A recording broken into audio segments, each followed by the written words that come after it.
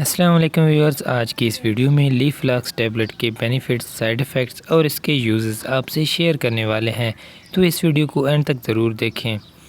लीफलॉक्स कैड्स pharma की बनाई गई एक ऐसी टैबलेट है जिसके मेन फार्मूलेशन में लीवोफ्लॉक्सासिन शामिल है।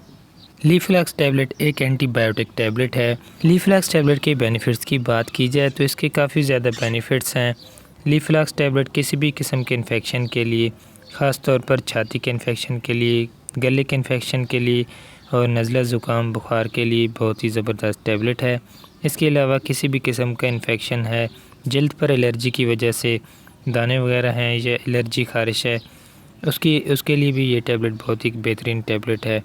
लीफलॉक्स टैबलेट की साइड इफ़ेक्ट्स की बात की जाए तो ये एक एंटीबायोटिक टैबलेट है। कोई भी एंटीबायोटिक मेडिसिन आप लगातार ज़्यादा अरसे के लिए यूज़ करेंगे तो आपको साइड इफ़ेक्ट का सामना करना पड़ सकता है।